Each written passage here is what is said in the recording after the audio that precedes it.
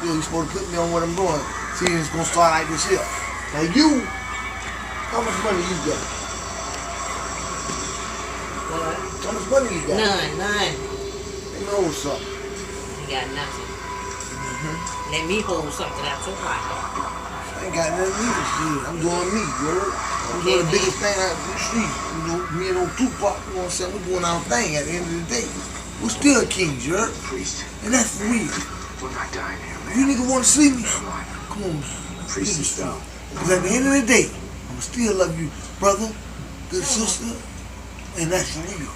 Who you to? And I mean that. But watch me put this shit together. Sit back and take notes. What you doing?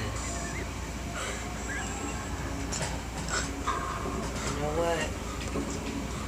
Hey, look here, brother. I'm chilling, man. I give up. So I said, you give up, then that's the end of your movie. That's the end of your movie career. That's what you're supposed to be saying, son. Like, you can't give up, daddy. If you give up, that's the end of your movie career. Wipe your knee.